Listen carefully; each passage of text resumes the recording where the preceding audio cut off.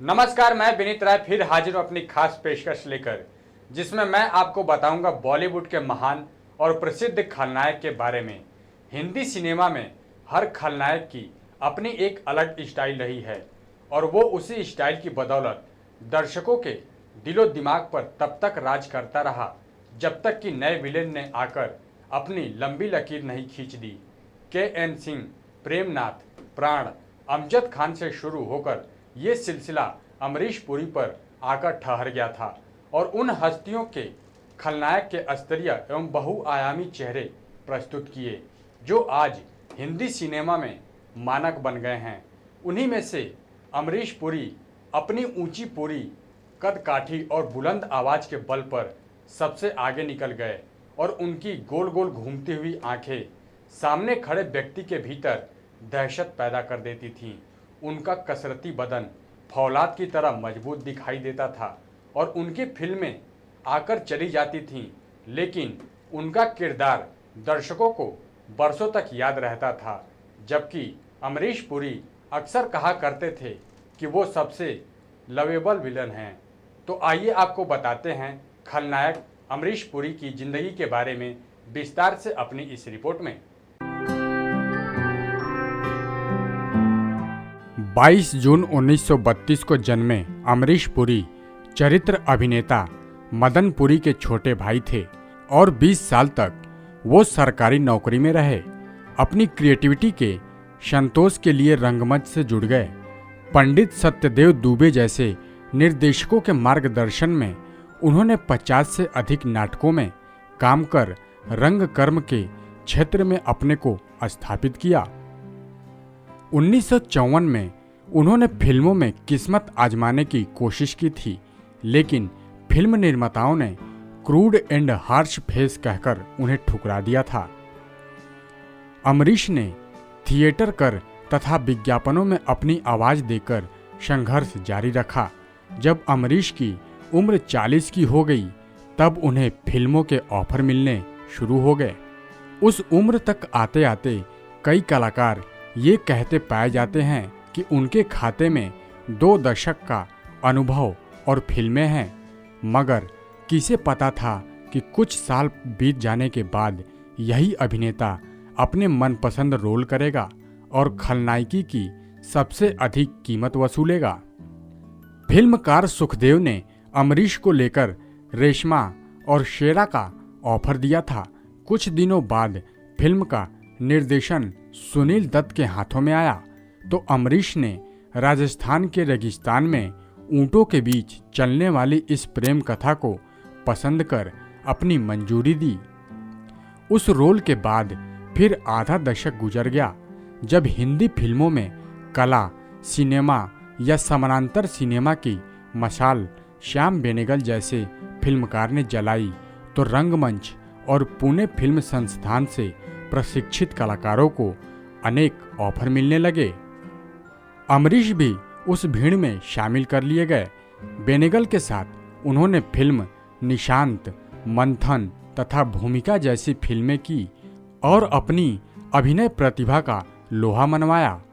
गोविंद निहलानी की फिल्म अर्ध सत्य में उन्होंने जानदार रोल किया। कमर्शियल फिल्मों में अमरीश पुरी की पहचान फिल्म हम 5 से बनी थी, जिसके बाद फिल्म विधाता और हीरो ने उन्हें विलेन बना दिया और उनकी बॉलीवुड में डिमांड बढ़ती चली गई। यहाँ तक आते हुए ये बता देना जरूरी है कि प्राण साहब की इमेज चरित्र कलाकार में बदल चुकी थी। अमजद खान यानी गब्बर सिंह का जादू उतार पर था। अनेक चिल्लर विलेन मैदान में जरूर आ गए थे, मगर वो अमरीश के सामने बौने साबित हुए। अमरीश पुरी के कैरियर में धमाका फिल्म मिस्टर इंडिया के मोगैम्बो से हुआ था। उनकी पंचलाइन मोगैम्बो खुश हुआ दर्शक को दोहराने लगे थे। मोगैम्बो का किरदार विशेष रूप से डायरेक्टर शेखर कपूर ने तैयार किया था। ये कॉमिक के साथ मनोवैज्ञानिक फासिस्ट विलेन था। मोगैम्बो अपने द्वारा निर्मित और शासित द्वीप में रहता था उसके महल में कई खूबियां थीं। तेजाब से भरा धुआं उगलता तालाब है, गोल्डन कलर का घुंघराला विग वो पहनता है, सुनहरी और काली एम्ब्रॉयडरी का जैकेट धारण करता है, सोने के सिंहासन पर बैठता है। बच्चों की फैंटेसी किताब से निकले किरदार की तरह अमरीश पुरी को सज धज के साथ पर्दे पर पेश किया गया तो बच्चे बड़े सभी उसे चाहने लगे।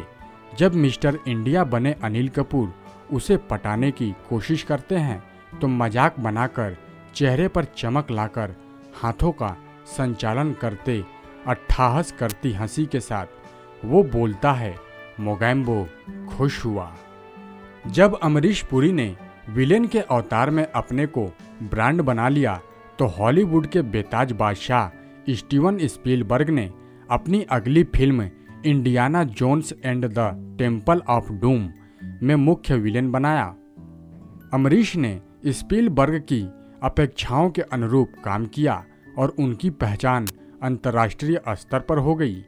उसके बाद हॉलीवुड फिल्मों में कई ऑफर उन्हें मिले, मगर भारत में रहकर जो और जैसा रोल मिला उसे करना उन्होंने अधिक मुनासिब समझा। अमरीश पुरी अपने समकालीन खलनायकों को अक्सर चॉकलेट बॉयज कहकर पुकारते थे।